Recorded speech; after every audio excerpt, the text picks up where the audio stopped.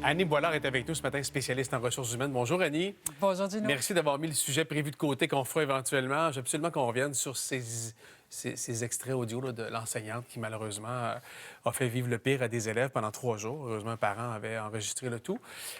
C'est arrivé dans un milieu scolaire. On ne connaît pas la situation. Ça pourrait arriver dans d'autres milieux, mais je veux qu'on discute ensemble de l'intelligence émotionnelle, l'importance de comprendre ce qui se passe. Qu'est-ce que tu as décodé dans ce que tu as perçu ou ce que tu as entendu? Bon. Alors, c'est un sujet délicat ce matin, Gino. Puis nous, on va en parler, puis on n'est pas dans le but de défendre le comportement de l'enseignante, pas du tout. Au contraire, on a beaucoup d'empathie, à la fois pour les parents, pour les enfants, voire même l'enseignante qui manifestement est inconfortable. Il y a quelque chose qui est difficile pour elle dans cette histoire-là. Et là, quand on parle de nos émotions, bien, ça nous amène directement sur le sujet dont tu nous parlais, l'intelligence émotionnelle. Ouais. Et ce qui est intéressant de voir, c'est comment ça se produit. Comment quelqu'un peut se rendre dans cette telle situation puis se mettre comme ça dans un tel état d'esprit. Alors, derrière ça, toute la littérature et la science se regroupent sur ce qu'on appelle l'intelligence émotionnelle. Ouais. Et c'est notre capacité de naviguer avec nos émotions. L'erreur à éviter de commettre. Et là, on peut peut-être penser que c'est ce qui s'est produit avec l'enseignante, c'est l'idée de dire, tu sais, comme il y avait dans ça une croyance avant qui disait, tu sais, il faut garder la tête froide. Surtout dans les milieux de travail, là, il faut être cérébral puis objectif, puis il ne faut pas se faire emporter par nos émotions. Puis on a un long historique où on s'est enseigné ça au Québec, là. Ah oui, oui. Hein, on se souvient, là, on disait, tu sais, les petits, tu sais, pleure pas, là, les petits gamins, ça pleure pas, les bonhommes, ça pleure pas. On se disait toujours, on était toujours dans une croyance qu'il fallait couper nos émotions. OK. En 2023, là, on le sait, c'est faux. C'est erroné. C'est pas ça qu'il faut faire. Donc, possiblement, l'enseignante, ce qu'il faut faire, c'est beaucoup plus se connecter avec ce qui m'habite comme charge émotive au fur et à mesure que ça se produit pour les gérer en cours de route. OK.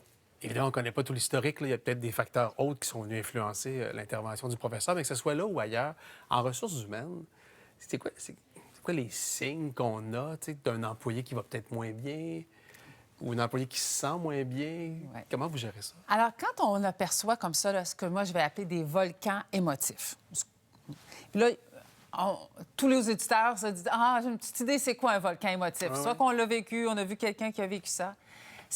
Puis dans les premiers signes qu'on va voir puis qu'on va se dire « Ah, il faut faire quelque chose », quand on voit ces comportements-là apparaître, c'est ça qui s'est passé, c'est qu'il y a une accumulation émotive, une charge émotive qui s'accumule, puis que la personne n'est pas consciente de ce qui se passe. Fait que les premières choses qu'on a besoin de faire, c'est ramener la personne sur elle-même, l'aider à connecter sur elle-même pour qu'elle soit consciente de ce qui l'habite puis qu'elle puisse solutionner son besoin au fur et à mesure. T'sais, on parlait en général, puis en général, dans mon milieu de travail, ça peut être l'équivalent, c'est mon patron là, qui se fâche puis qui tape sur là au bureau, là, puis quelqu'un qui bouge ses feuilles là, avec un petit peu d'agressivité ou qui fait du bruit avec ses crayons, puis que... Bon, tout ça, on va se le dire, là, ça, c'est des comportements, inacceptables dans mon milieu de travail. L'enseignante, le patron qui fait ça, non. Et puis, quand on veut aider ces gens-là, on les aide à reconnecter. Fait que je reviens avec l'exemple de l'enseignante, par exemple. Peut-être qu'elle, si c'est elle qu'on avait aujourd'hui avec nous, elle nous dirait quelque chose du type « Non, c'est parce que vous ne comprenez pas, là. Tu sais, moi, c'était incroyable, là. Là, j'avais des parents qui m'appelaient 3 fois par jour, me demandaient quelque chose sur leurs enfants. Puis là, j'ai l'enfant Paul, là, lui, là, il est avec son crayon, il fait toc, toc, toc, toc, toc toute la journée. Puis j'ai l'autre, là, qui tape du puits. Puis... Ouais.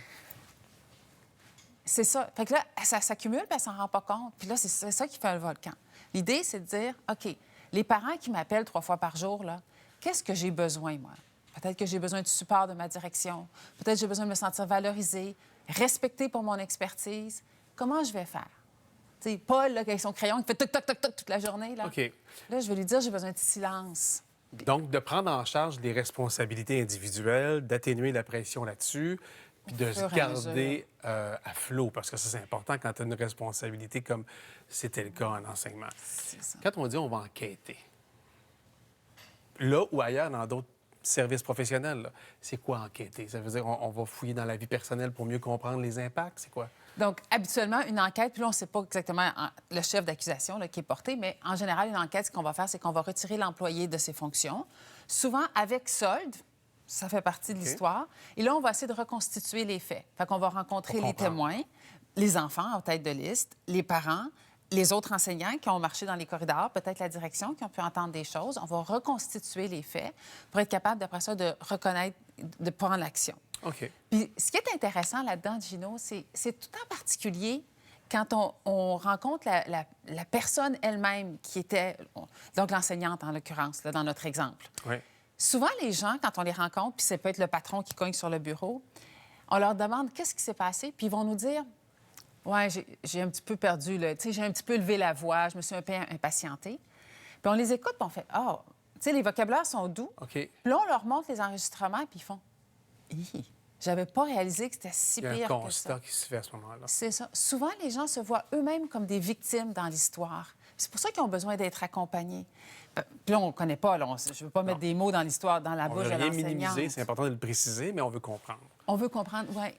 Grosso modo, vite, vite, en terminant, c'est quoi la responsabilité de ressources humaines autour? Là? Il y a des profs peut-être qui ont déjà entendu des choses, ils ont peut-être il y a des élèves qui le disaient, ça criait dans cette classe-là.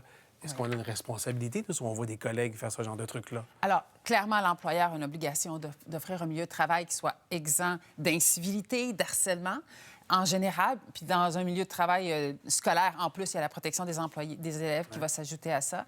Donc, l'employeur a une obligation envers les collègues de travail, envers les enfants, envers la direction, envers l'ensemble de l'œuvre là, autour de Si tout on ça. voit quelque chose qui ne tient pas la route, il faut le dénoncer. Là. Oui, il faut le dénoncer, il faut accompagner la personne. Merci, Annie. C'était intéressant de faire un tour de ce sujet-là ce matin. D'ailleurs, demain, on le fera aussi avec Mélanie sur l'aspect des jeunes, comment les jeunes ont dû recevoir ça, comment ils ont dû composer avec ça. Il y en a qui étaient terrorisés d'aller en classe. Là. On a beaucoup d'empathie. Hein? Oui, vraiment. Merci. Salut.